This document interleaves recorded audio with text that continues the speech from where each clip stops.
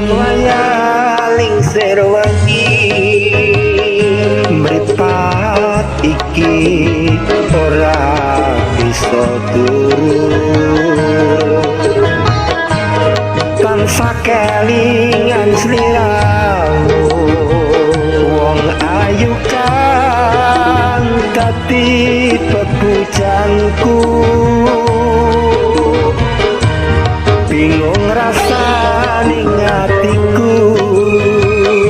arep sambat nanging karo sapa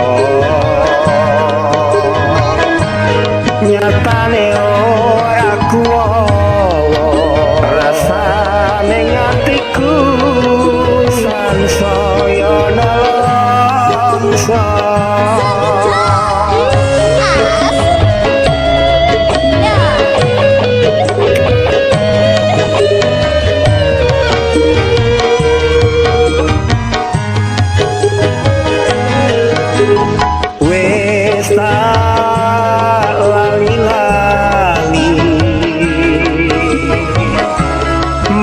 sangsaya kelingan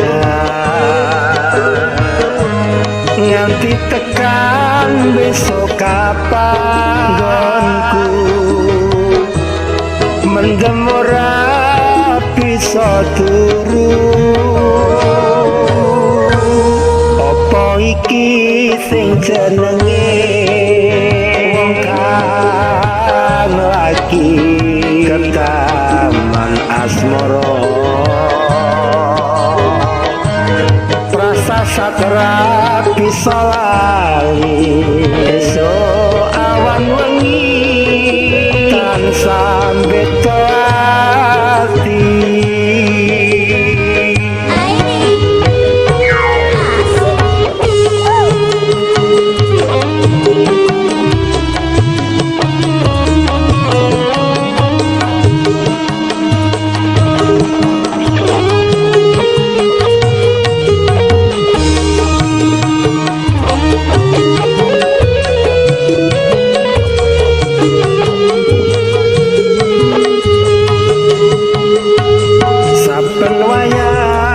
serwangi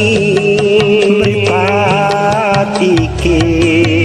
ora bisa turu tansah kelingan sliramu wong ayu kang dadi pepujanku bingung rasane atiku arep sambat nanging karo sapa nyatane ora kuwowo rasane atiku sansaya nelongso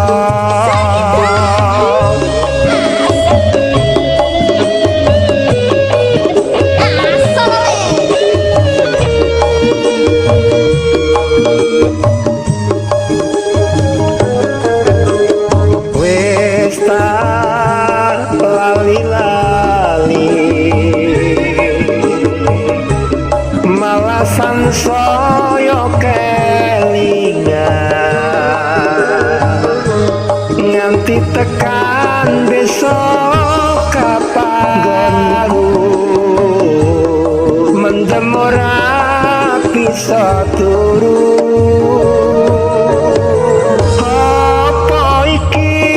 sing jenenge kan lagi ketaman asmara sasakatan bisa lali esok awan wengi kan sambet kelati